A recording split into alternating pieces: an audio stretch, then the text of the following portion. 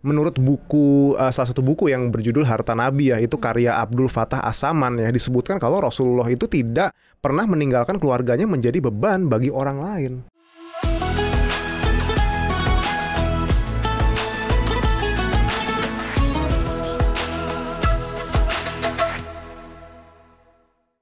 Assalamualaikum Sobat Cuan, apa kabar? Semoga selalu dalam kondisi yang sehat dan juga yang baik-baik saja ya.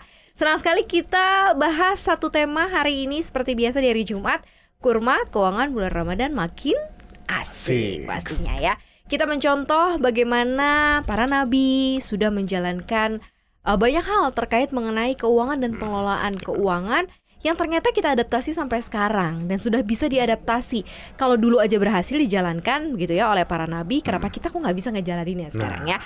Bareng Maria Katarina dan juga Aulia Akbar, Financial Expert CNBC Indonesia. Di sini kita akan menemani Sobat Cuan dalam cuap-cuap Ramadan, persembahan cuap-cuap cuan selama bulan Ramadan untuk menemani Sobat Cuan berpuasa supaya puasanya juga lebih penuh amanah, penuh berkah pastinya ya. Di Kurma hari ini menarik banget, aku juga excited banget nih ya untuk ngebahas ini karena juga sambil belajar gitu ya. Kita yang mungkin belajar ngumpulin dana darurat dong, mulainya dari mana sih, harus berapa sih persentasenya gitu ya. Nah, kita akan membahas mengenai dana darurat ala Nabi Muhammad dan ternyata udah ada ya. Kita ingetin lagi kali ya di sini ya Bar, tentang konsep dana darurat yang kita kenal sekarang nih, kayak gimana sih? Mungkin lo bisa ingetin lagi berapa persen yang harus kita siapin, berapa maksimal yang harus kita punya gitu ya sebagai single, tuh sudah menikah, punya anak, gimana? Intinya gini ya, dana darurat adalah dana yang memang kita persiapkan dalam bentuk tabungan untuk mengantisipasi hal-hal yang tidak kita inginkan atau hal-hal yang mendesak ya yang terjadi di hidup kita ya. Intinya seperti apa hal-hal yang dimaksud itu? Pertama, teman-teman mungkin kena PHK. Lalu tagihan rumah dan lain sebagainya kan masih akan tetap ada ya, walaupun kita kehilangan pendapatan. Atau teman-teman nggak bisa jualan nih, buka bisnis, tiba-tiba bisnisnya terkena risiko atau gimana lah, ceritanya kayak waktu dulu pas pandemi nggak ada income sama sekali, sementara uang sewa ruko jalan tetap juga terus kalau utang supplier juga ada, utang ke bank juga ada. Nah, bagaimana itu kalau kita nggak punya dana darurat? Jadi tujuannya adalah seperti itu. Nah, contoh case kecilnya simple seperti kita punya HP, kita buat kerja, kita buat buat telekomunikasi, tiba-tiba HP rusak di situ. Wah, kita nggak bisa kerja. Nah, kita mesti beli HP baru, kita pakai dana darurat. Atau kita lagi jalan naik mobil, naik motor, bannya kempes segala macam, kita harus ganti ban, kita pakai dana darurat. Jadi intinya itu adalah tabungan yang untuk digunakan untuk mengantisipasi hal-hal yang tidak diinginkan terjadi ya. Semua yang berarti sifatnya adalah darurat ya. Tadi dimulai dari ban bocor lah atau apa, dan kondisi-kondisi yang memang kita tidak pernah duga gitu ya, karena nggak mikir kan, misalnya punya motor terus berpikir bahwa ntar kalau bannya kempes gimana, makanya disiapin dana darurat itu dan bisa digunakan untuk dana darurat. Nah, sekarang kita coba menelaah lebih dalam tentang dana darurat ala Nabi Muhammad ya, konsep dana darurat ala Nabi Muhammad, dimana ini kan prinsipnya adalah berarti mempersiapkan sesuatu jika suatu saat terjadi apa-apa dalam bencana musibah atau apa. Gimana nih Mas Akbar? Jadi gini, menariknya ini ya, ada hadis Bukhari dan Muslim ya yang menyebutkan bahwasanya Rasulullah itu menyimpan makanan untuk kebutuhan keluarga selama setahun. Ya, di situ. Jadi di sini tuh ada konsep dana darurat dan sebetulnya ada sedikit konsep asuransi jiwa juga yang ada di dalam kebiasaan Rasulullah itu sendiri. Dan menurut salah satu buku yang berjudul Harta Nabi ya, itu karya Abdul Fattah As-Saman ya, disebutkan kalau Rasulullah itu tidak pernah meninggalkan keluarganya menjadi beban bagi orang lain di sini. Jadi ini semakin memperkuat bahwasanya menabung itu atau mengumpulkan dana darurat itu merupakan hal yang boleh dilakukan untuk kita mengantisipasi hal-hal yang tidak kita inginkan, tapi tidak boleh menimbun. Karena bagaimanapun juga harta itu nggak cuman uang ya, pastinya ya, ada banyak aset, hewan ternak tuh masuknya harta juga, dan makanan pun termasuk harta juga. Ya, kalau kita menimbun otomatis akan ada masalah yang muncul di kemudian hari, dan bakal ada orang-orang yang akan dirugikan ya, akan merusak supply and demand di situ. Jadi kita memang boleh mempersiapkan, boleh menabung ya, boleh menabung dana darurat, mempersiapkan semuanya, tapi kita tidak boleh yang namanya menimbun di situ sih. Kalau kita belajar dari sejarah, ini yang disiapkan oleh Nabi Muhammad pada saat itu lagi masa apa sih gitu ya, sehingga kemudian dia menyimpan makanan untuk kebutuhan keluarganya selama 1 tahun. Kalau dulu mungkin ya base-nya adalah food ya, makanan. Kalau sekarang kan ke uang cash, ya kan, ke cash kan ya. Pada saat apa dan kondisi apa, dan kalau seandainya kita coba menarik ke kondisi sekarang, kayak gimana sih kira-kira itu ya bayangannya? Oke, kalau waktu dulu kan zaman perang ya, waktu dulu ya masih sering nggak terjadi kerajaan A, kerajaan B gitu, dia berperang di masa itu. Nah, oleh karena itu kalau memang Nabi berperang, otomatis kan keluarganya mungkin akan ditinggal saat itu. Nah, bagaimana siapa yang akan mencari nafkah pada saat itu? Nah, oleh karena itu ya, dia sediakan makanan untuk berjaga-jaga selama setahun. Nah, kalau kondisinya di saat ini ya, kalau perang yang perang Rusia sama Ukraina kan sekarang kan di sini kita nggak kena dampak, yang mungkin yang bisa kita antisipasi adalah hal-hal yang sifatnya kayak krisis ekonomi kayak gitu ya. Kalau dulu mungkin selain perang ada lagi paceklik ya, musim-musim di mana susah panen. Di sini mungkin ya lebih kepada krisis ekonomi sih kalau saya rasa ya, ketidakpastian ekonomi dan pandemi seperti kemarin apa yang terjadi di tahun 2020, banyak yang kehilangan pekerjaan. Terus abis itu demand itu menurun, dan banyak bisnis-bisnis UMKM yang memang dilanda ketidakpastian juga, mereka juga akhirnya kolaps di saat itu, income juga nggak ada. Nah, di saat itulah kita butuh yang namanya dana darurat. Ya. Oke, berarti kondisinya seperti itu gitu ya. Iya. Masa perang, masa paceklik, kemudian juga Rasul kemudian mempersiapkan begitu ya bahan makanan. Nah, gimana hukumnya kalau kemudian sifat itu kemudian diinterpretasi dengan cara yang berbeda gitu ya. Kayak sekarang misalnya dulu nih inget banget waktu pas awal-awal COVID kan, karena takut nanti tiba-tiba krisis kayak tahun 98, ada banyak kelangkaan barang, harga jadi melonjak tinggi, panic buying. Nah, kemudian membeli sesuatu secara masif sehingga menimbulkan kelangkaan bahan pangan di luar gitu ya.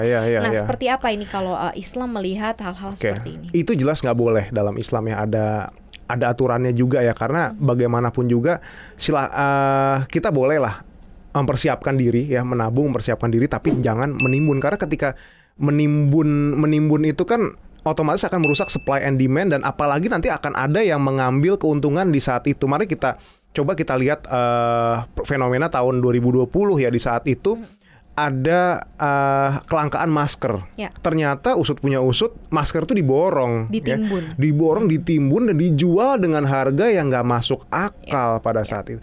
Ujung-ujungnya gimana sekarang? Orang yang kasarannya lagi kehilangan pekerjaan, lagi kehilangan income dan lain sebagainya, lagi struggle gitu ekonomi, dia harus beli masker dengan harga yang tidak wajar.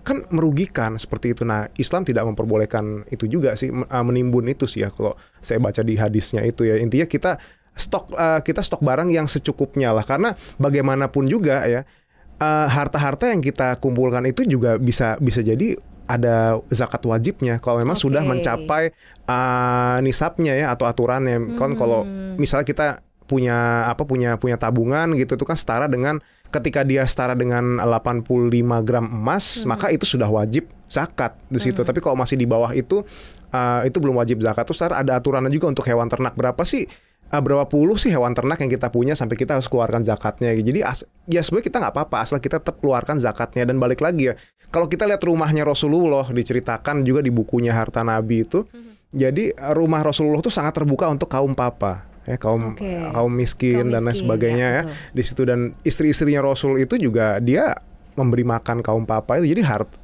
even dia mempersiapkan makanan selama setahun untuk keluarganya, dia juga nggak lupa untuk menyantuni kaum miskin itu. Kalau ada yang kesulitan, ya. Nah, sekarang kalau kita coba untuk melihat atau lebih menginterpretasi kepada dana darurat nih. Dana darurat kan tadi kalau secara spesifik kita udah jelasin tadi ya, 6 kali pengeluaran, 12 kali pengeluaran bagi yang sudah menikah gitu ya. Nah, bagaimana kemudian ini bisa kita gunakan semaksimal mungkin, misalnya termasuk misalnya nih kebutuhan kayak misalnya ngebantu orang, atau misalnya hal-hal yang kita nggak tahu ya, misalnya apalagi misalnya saudara nih lagi kena musibah gitu ya.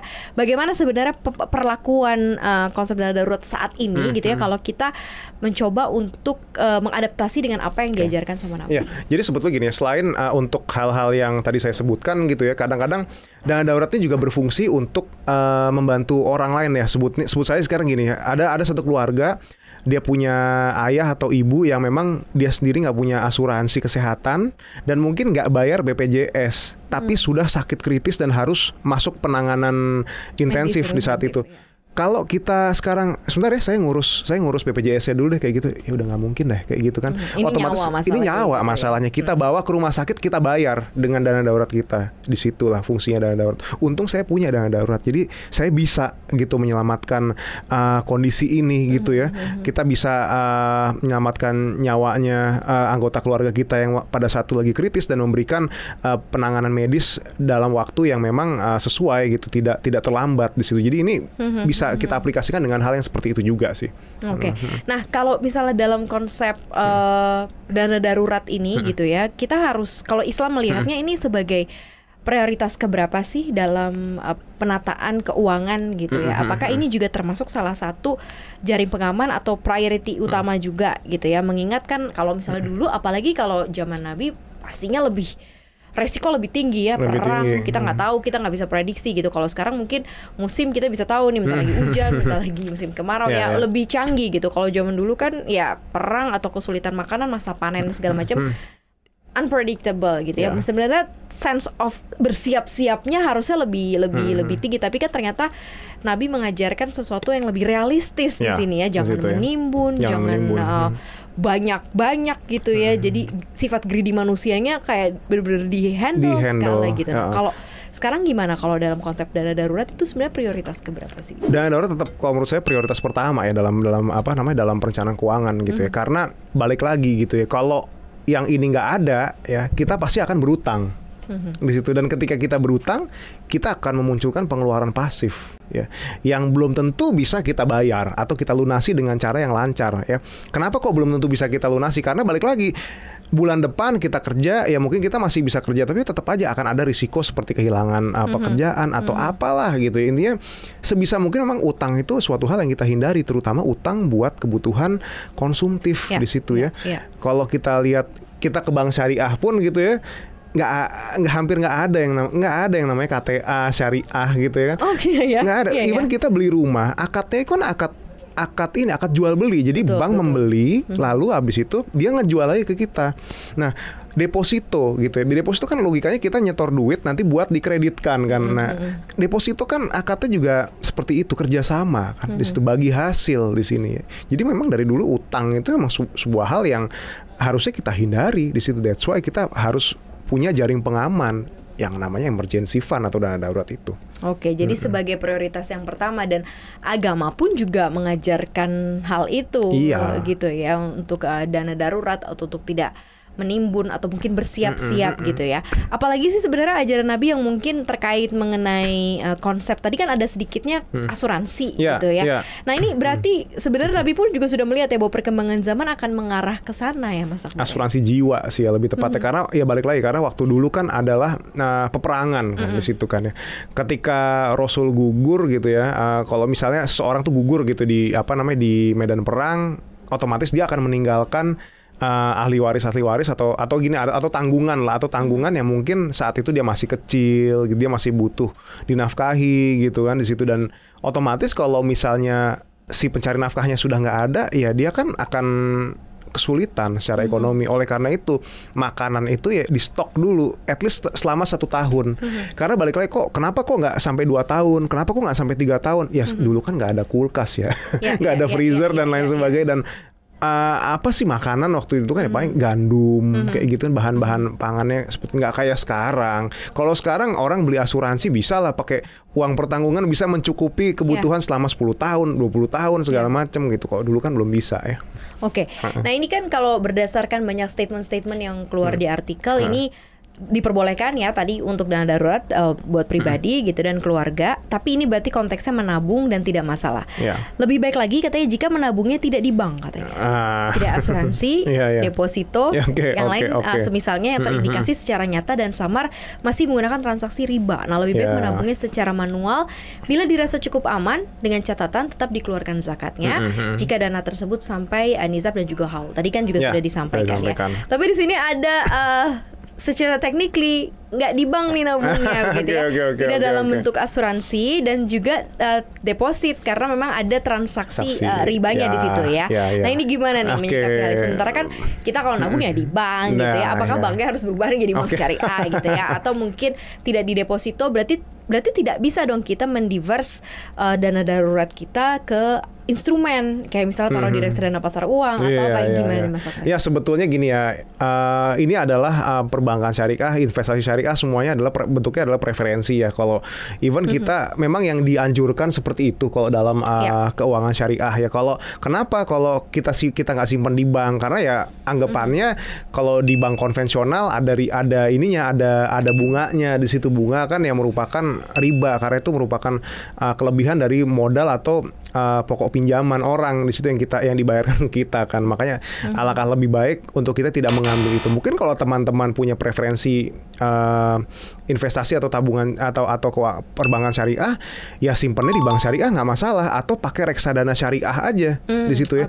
Sekarang banyak yang bilang juga, nah, ya reksadana syariah tetap aja banknya bank konvensional bos, kayak gitu ya. Nanti dulu ya, ada cleansing dalam reksadana syariah. Jadi cleansing itu karena sekarang custodian itu banknya itu merupakan bank konvensional ya Mbak Maria ya. Nggak ada custodian bank syariah ya. Ada apa? Nggak ada bahkan ya. Nah oleh karena itu kan akan ada kelebihan ya yang bunganya tadi yang dianggap riba, dan itu biasanya didonasikan ya di reksadana syariah itu sendiri. Reksadana pasar uang, pendapatan tetap, reksadana saham, reksadana campuran, pokoknya yang berlabel syariah. Jadi ya kita bisa lah berinvestasi sambil beramal. Tapi amalnya niatnya adalah untuk membersihkan harta kita dari yang unsur riba itu sih. Oh, berarti sebenarnya kalau misalnya kita mau mendiversifikasi atau mau meletakkannya ini ke instrumen investasi yang berbasis syariah, ya nggak usah khawatir gitu ya sebenarnya. Nggak usah khawatir. Karena ada cleansing yang langsung memotong gitu ya, itu kalau reksadana. Kalau reksadana. Kalau misalnya di perbankan syariah kan akadnya juga udah beda. Gitu kan. Kalau di bank kan kita nabung, kita buka deposito, akadnya juga beda sama bank pada umumnya gitu kan di situ kan. Jadi memang sudah ya harusnya sih memang sudah sesuai dengan syariat Islam di situ sih. Tadi juga dibilang ini sedikit mengingatkan juga ya terkait mengenai kalau sudah sampai ke nizabnya, dana tersebut sudah sampai nizab dan haul, itu ada zakatnya. Nah, ini zakat perhitungannya seperti apa untuk dana darurat yang kita simpan untuk pribadi. Jadi gini ya, kalau kita lihat mengenai apa namanya nisab itu kan batas sebuah harta dinyatakan wajib zakat ya. Besarannya itu kan kalau kita lihat dari zakat mal ya 2,5% dari total aset yang kita miliki. Misalnya kita punya dana darurat berapa? 100 juta. Let's say 100 juta. Itu kan sudah melebihi nisab dong. Sudah lebih dari 85 gram emas di situ ya. Jadi hitungannya patokannya di situ. Kalau misalnya emas dan perak itu hitungannya di 85 gram, terus barang dagangan itu juga sama 85 gram atau 595 gram perak ya itu kalau. Terus kalau misalnya binatang ternak itu untuk sapi itu di 30 sampai 39 tuh sudah wajib zakat. Kalau kambing itu 40 sampai 120, dan kalau misalnya pendapatan itu dihitungnya dari 85 gram emas ya di situ ya. Jadi hitungannya dari 2,5%. Jadi misalnya 100 juta ya kita kalikan 2,5%-nya, jadi sekitar 2.500.000 tuh sudah wajib zakat. Itu harus kita keluarkan. Kalau dana darurat itu kan kalau nggak ada apa-apa nggak dipakai gitu ya. Apakah juga harus dikeluarkan secara kontinu ataukah seperti apa Mas?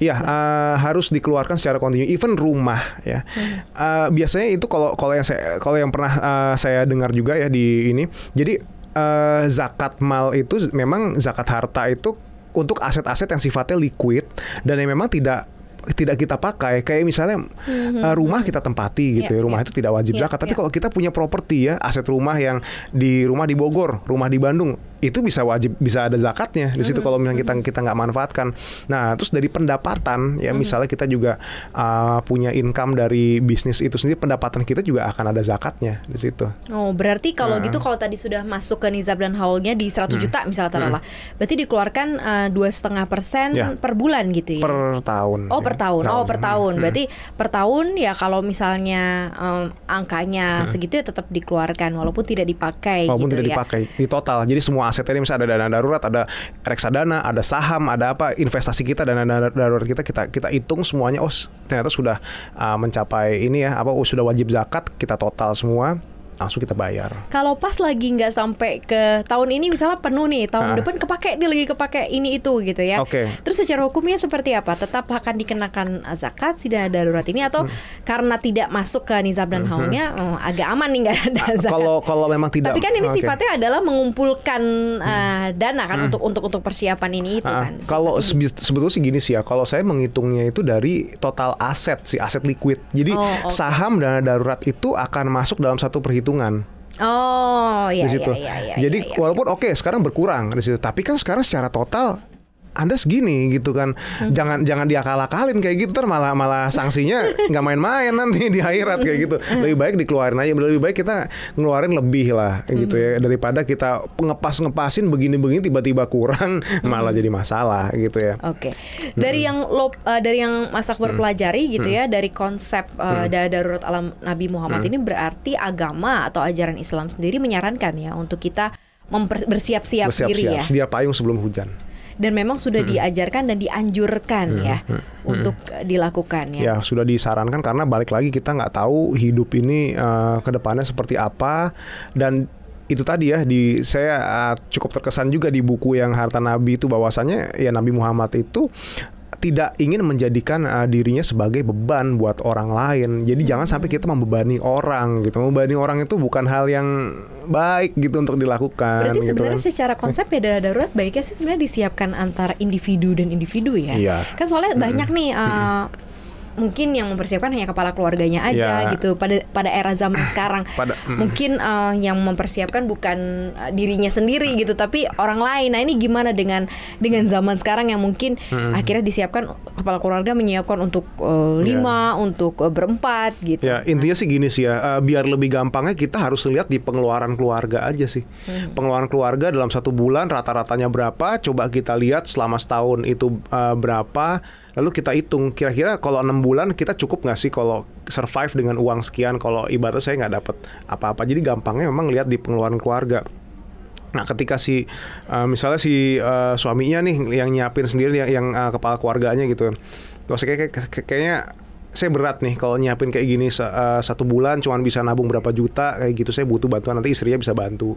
Intinya dilihat dari keluarga sih biar lebih gampangnya. Karena kalau kita lihat per individu nanti si anaknya begini, si anaknya padahal pengeluarannya cuma lifestyle doang kayak gitu kan, males banget. Iya benar juga sih ya. Tapi yang jelas secara konsep ini bisa mulai diaplikasikan gitu ya di kehidupannya Sobat Cuan. Bagi Sobat Cuan yang mungkin belum atau nunda-nunda nih untuk punya dana darurat, Nabi aja juga udah mempersiapkan kok dengan baik gitu ya, bahkan tidak mau jadi beban keluarganya.